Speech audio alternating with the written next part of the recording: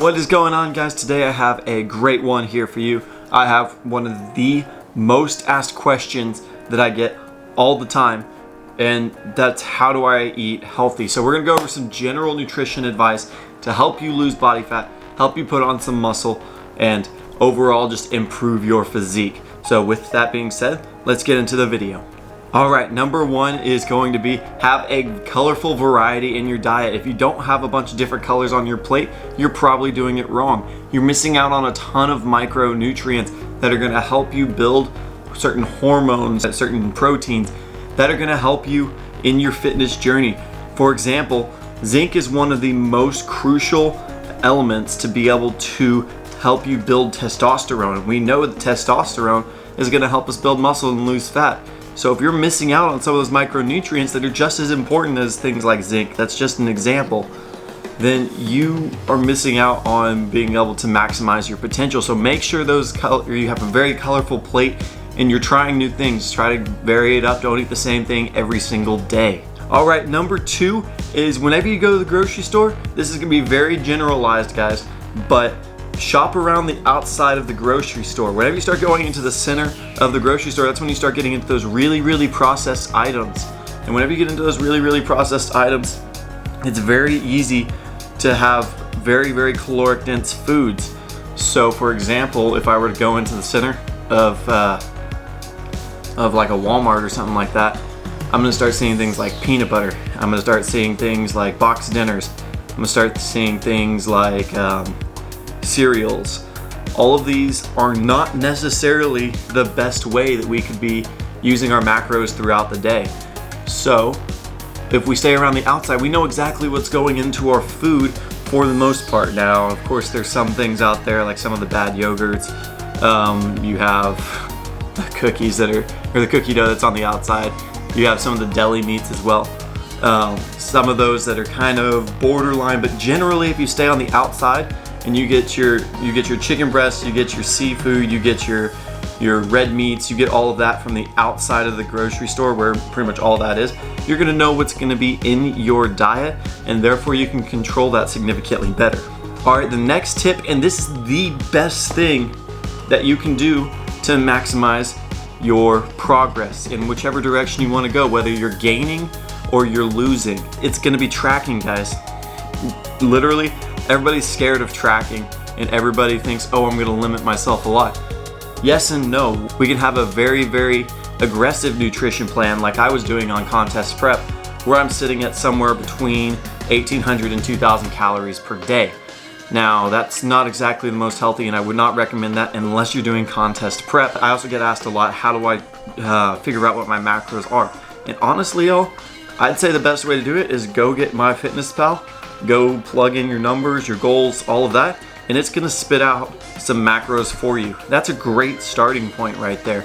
Just start out with those and then track your progress. If you're trying to gain muscle, and that's just gain weight, gain muscle, you should be shooting for somewhere between about 0.2 to 0.5% of your body weight gained per week. If you're a little bit more of a beginner, you can increase that a little bit. If you're more advanced, you can decrease that. For example, for me, I'm probably gonna be gaining about 0.2, 0.3% of my body weight per week whenever I'm doing this lean bulk. Whenever you are cutting, you wanna stay somewhere between about 1 and 2% of your body weight lost per week. It's a lot easier to lose fat in pounds than it is to gain muscle, because muscles are gonna be significantly more dense, they're more complex than fat. Fat is a lot less dense, and so we can lose that a little bit faster. Guys, please try tracking at some point. It's not extremely difficult. All it takes is a little bit of planning. Like, literally, before you eat, plug everything in, see what that meal is gonna look like, and I promise whenever it comes to the end of the day, you're gonna be sitting there and being like, okay, I'm doing fine. Because when it comes to your physique, you have to ask yourself, how consistent do I want it to be with my tracking? So for me, as a physique competitor, I want to be spot on. I don't want to leave anything to chance, because I want to maximize how much I can get done, whether it be losing fat or gaining muscle in the shortest period of time, because I'm trying to get an advantage on the competition.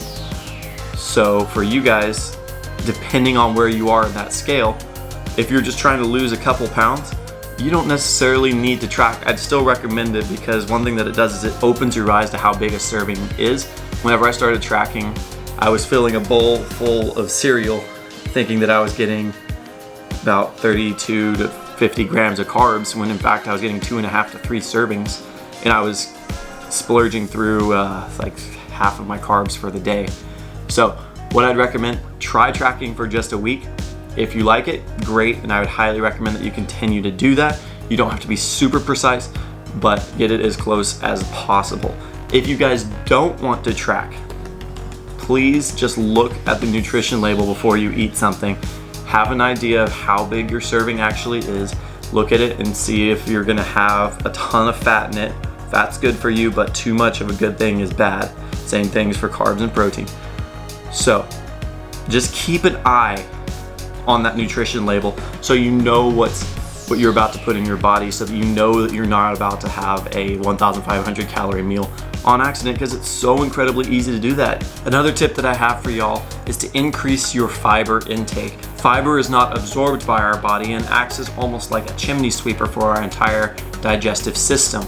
Since it's not absorbed by our body is still trying to digest it, still using that energy. So a lot of things that have fiber have net negative calories to them.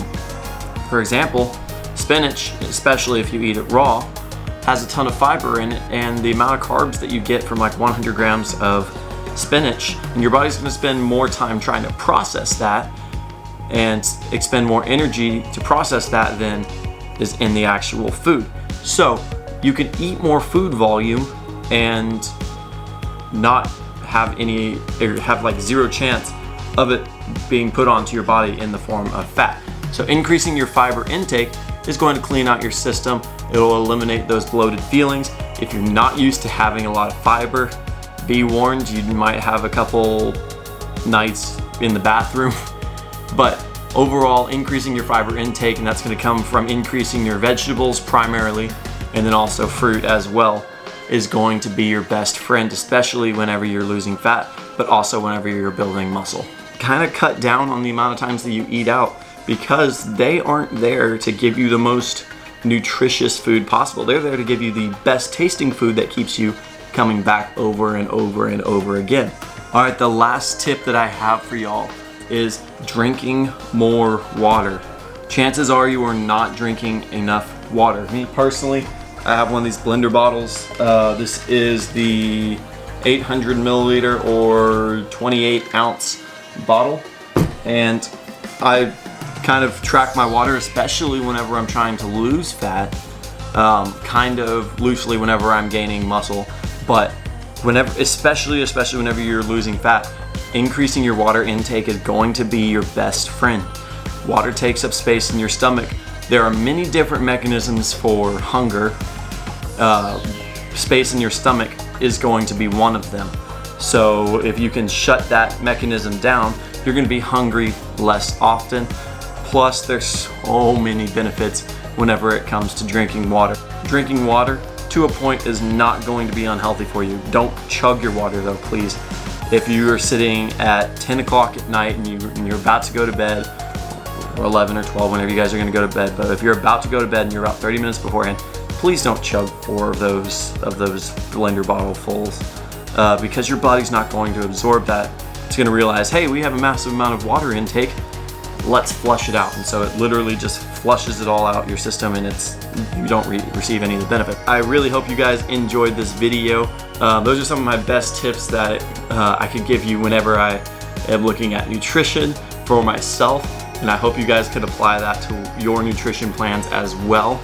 If you guys have any questions, please hit me up down in the comments. If you guys are interested in having a nutrition plan built for you, for your macros being calculated, I do that on my website. The link's going to be below as well. And I offer coaching programs where I can also design your training, your nutrition. You'll have my phone number, my email, so we can communicate all the time. Again, if you guys are interested in that, it'll be down in the description. If you guys like this video, hit that thumbs up. If you loved it, hit that subscribe button and hit that bell so that you guys can know every single time that I post. And thank you guys so much again for the support. I really appreciate it, and I will see y'all in the next one.